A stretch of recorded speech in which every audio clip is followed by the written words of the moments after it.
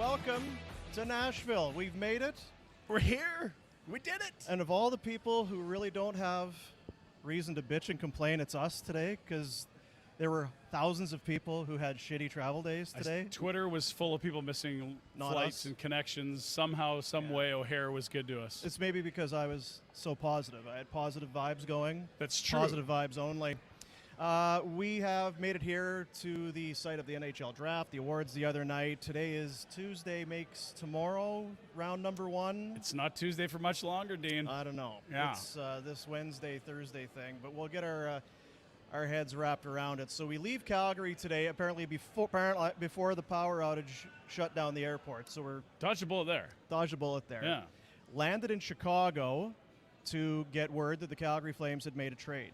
Now, without knowing, where would you have put Tyler Toffoli in the Pecking list, order? in the pecking order of guys that were going to go? If they were going to go, who was going to go first? Well, I would have thought if Toffoli was going to go this early, it'd be for something in this draft. Like, okay, we got a first, let's do this. To be fair, I thought Hannafin's the guy you've got confirmation on what you know is going to happen. That was what I would expect to be the first. And you'd love Lindholm to be before the draft because the kind of crop it is, but we're also here, they're in a holding pattern waiting for Lindholm. So I don't think it'd be a huge surprise, but I wouldn't put him 1, that's for sure. Yeah. I would have had him at 2 through 4 probably. He felt to me like if there was a guy that you could carry into the season and potentially get max value out of, was going to be trade deadline. I agree. But here we are. It's hard to know, and I've said this to you a couple of times. We know Yegor Sharangovich and a third-round pick for Tyler Toffoli.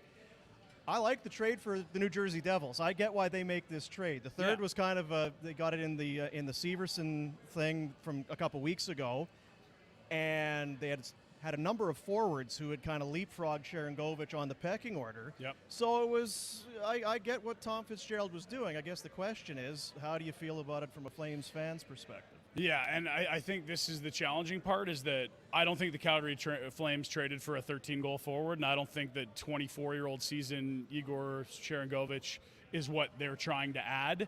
And so how you feel about this trade is probably a reflection of how you feel about Yegor Sharangovich. And to be fair, we hardly saw the guy. I heard the guy's name, and I immediately started thinking of Jonas Siegenthaler, a defenseman. Like, a lot of letters. There's a lot of S's and vowels and spin the wheel and toolsy when you look into him, and a guy that's certainly got some of the traits you like. He's 6 years younger than Toffoli. He can really fly. Great skater. He shoots it a ton, but he's 25. He's only got 3 years in the league, and he just had 13 goals. This is clearly not what Craig Conroy wants, a 13-goal middle six winger. And what if the Flames aren't crazy, they think there's more there, and I think there's reason to think there's more there, but we don't know. He is completely an unfinished product. Whereas Tyler Toffoli, you know exactly what he is, right? He can slot into your top 6.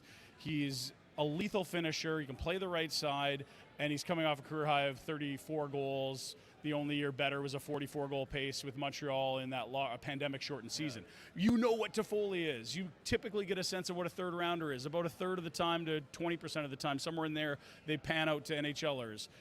The biggest question mark in this deal is the principal piece for the Calgary Flames. So I think they like him, but we don't know a bunch about him. They have to like him, because if you're committed to trading Tyler Toffoli, which clearly they were, is this a trade that you had to get done today? Did you feel like you could feel the ground shaking, the teams were rushing to get Yegor Sharangovich, that you might miss out on this guy? They have to have targeted this guy to a certain degree, and what are you getting? Are you getting the 24-goal guy from 2 years ago, or what you had this last year? For whatever reason, he either fell out of favor or tumbled down. He was on the power play. He was playing with Jack Hughes. He was getting top minutes, and then somewhere over the course of this season, whether it was Lindy Ruff, whether it was the power play, he then became a penalty killer more than a power play guy and fell out of the top 6 altogether. Well, and what did the Devils do from 2 years ago to last year? They went from a team that missed the playoffs to a team that won their division, or at least was close to winning their division. You know, Carolina, I believe, gets them at the end of the season, or hangs on, holds off from them. But point being, they were a deeper club, and he got passed. And, you know, they brought in Palat, and they saw sort of so many guys, Dawson right? Mercier, all these other guys. And so if you want to be worrywart, you're thinking, geez, is this guy only a top 6 on a team that's going to miss? And is he going to get passed when they're more competitive, or geez, look at the surroundings. If you want to be positive, it's like this was just a bad setup for him. He lost a lot of his minutes for whatever reason, and he's only one season removed from 24 goals in his second year in the NHL. It really is. If you don't like it or you do like it, you can find anything you want for this thing. The even strength points differential between him and Toffoli the last 2-3 years, not that much. The real difference is Toffoli's an elite power play weapon. The other thing was 2 years ago, they were almost identical numbers. He's 6 years younger. I don't know. I mean, if you can tell me what we're going to see in 3 years from this guy and what his contract looks like, it's a lot easier to know. We don't even know what he's getting paid. Like to me, to me, it's not a comparison to what Toffoli is or was. Yeah, he's moving on. Right. So it's what are you I want to compare Sharangovich, Yegor, or whatever his friggin' name is. God, I've said it so many times today. To what else is out there. And I know that Flames fans are disappointed because I think they thought this is going to be a first and what else. You see what Dubois got. You see what some of these other players are getting. Yeah. We were off, or the Flames are off on this because it felt like there was going to be, between the season that Toffoli was coming off of, just leader, guys won cups, and the cap hit is manageable. Yeah. Do you eat some cap to get a better return on it? I just wonder why this deal happens today, Tuesday, and because I know Craig Conroy had said it kind of came together in 5 or 6 hours. Wow. It's kind of hard. It's a bit of a head scratcher. I'm not saying I don't like it. It's an Eastern Conference guy on a team that you just don't pay a lot of attention. I don't, to the New Jersey Devils. And if you recall, they played him twice early last season. It's a long time since the Flames have played this guy and seen him. I think it was part of that 7-game losing streak. They lost at home, won on the road. And without Tanev, they lost again in New Jersey like a week later. Yeah. And they looked like a deep group that was way better than last year, and that's the team he leaves. And I agree with your point. It's not what is Sharangovich versus Toffoli. It's what else could you have got. The question I have is if someone dangled number 29 in this draft, do the Flames like this package more than that or not? Where do they see the ledges? Yeah. Where does a late first not nearly as valuable as pick 12, 19, 24? We're really getting into the weeds here, but I think the only takeaway you can have is that the Flames really like this guy. Otherwise, it doesn't really make a ton of sense. Is 25 old? When I saw 25, I was kind of like, he's a little older than I would like. Well, he turned 25 24 days ago or something like that. So he's just 25. I would look at years in the league and what his development path is. This is a big guy with a lot of tools, and he's played 3 seasons. He was an overage guy when they drafted him in round 5, and then played with Dynamo Minsk or whatever in the KHL and had some growth there. But as you know, for kids, it's hard in the K, playing with men. And then comes over and then started to blossom. But this last year is a puzzler for sure. Because if you have a player that has chemistry with a guy like Jack Hughes, it's fine that you've got Mercer and McLeod and all these other. It's depth. You can move that depth, but Timo Meier comes in. He's a guy that, and Palat, they have plenty of guys. Yeah. He's a guy that his role changed. Yes. And Lindy Ruff's been around a long time, and Andrew Brunette. These are guys that know what they're doing. So it's not a red flag, but there is a little bit of buyer caution there for me. Yeah, for sure. And not often you see a guy go 13 goals, 24 goals, back to 13 goals. Yeah. He's getting here. Look at him take off. But you know what? What's going on there? But I know, just again, doing this on an airplane, just kind of looking at the points per, it's because his ice time and responsibilities went down. He lost that power play time. Yeah. He lost 3-4 minutes a night in some cases. Yeah. It's going to be hard to match that same production. What we do know is that the opportunity will be greater in Calgary. There is opportunity for more of a top 6 role. He will be utilized on the power play, I'd be guessing, given that Toffoli, a key producer, is gone, and that really there isn't this overflowing supply of creative offensive players. They've got really good shot, really good skater, and now you got to figure out what a deal looks like. He's eligible to become an unrestricted free agent in 2 years, and I don't think they want to give him the 2. If you really like this guy and you think you got something here, maybe try to lock him in to 4+ years. We'll see. This is only the first little nugget of this deal because we don't know what the cap it is, and we don't know how long he's committed to being here, nor what he looks like as a Calgary Flame. There was also the notion in Conroy's availability, I believe with 960 after it, that he could play the middle. Not just left wing, but he can play all 3 forward positions. You look at where they're at down the middle. If Lindholm is gone and Backlund is gone, you have Nazem Kadri and nobody else. I know you could slide Dubé to the middle maybe, but I wonder if they don't give that a try, and maybe that's just out of a dearth of options elsewhere, but a versatile forward is how they view him. That's more than we have in terms of intel.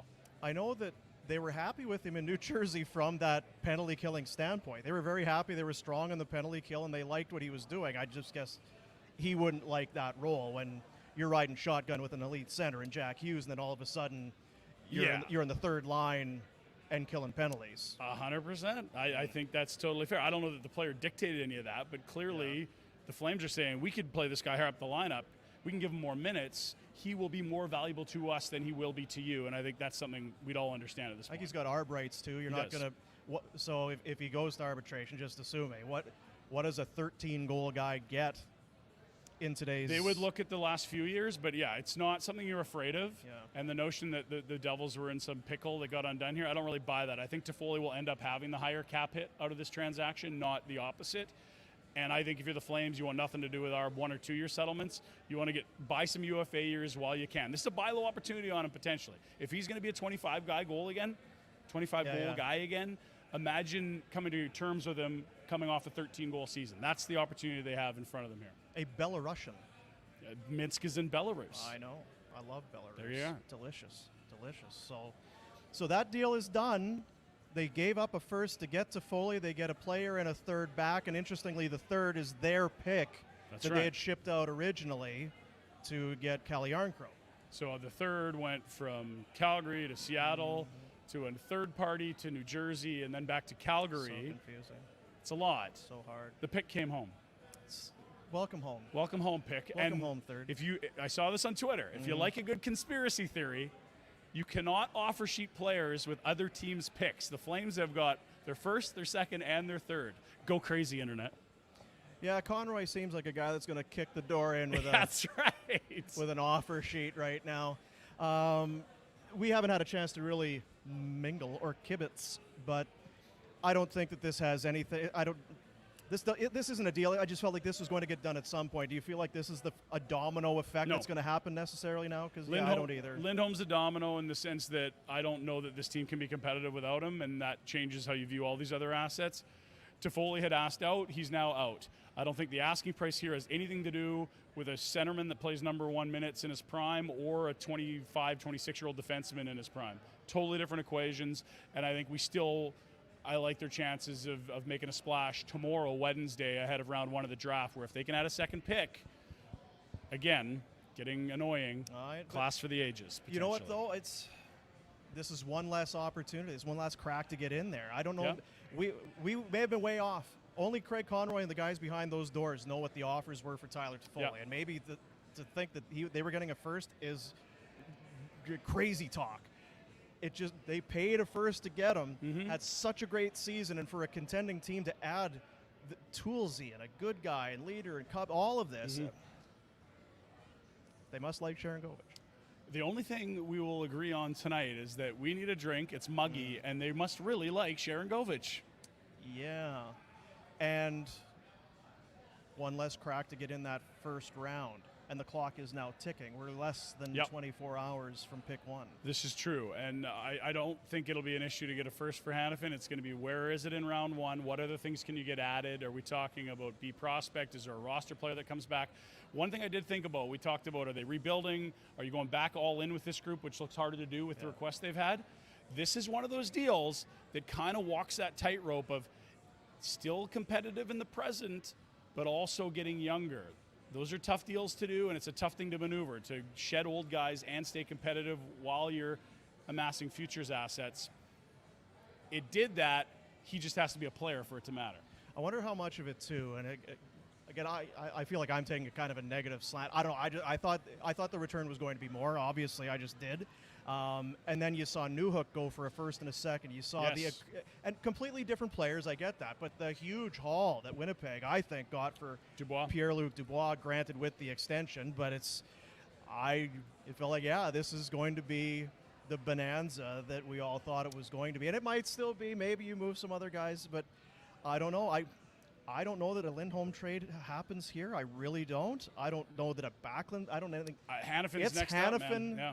And I don't know that there's anything else, to be honest. Well, and look, you might get someone calling you saying, hey, we're sitting on pick 38, we love Zadorov, and you make that move, but I don't think it's front and center, right? Like, this is the draft. Something crazy will happen.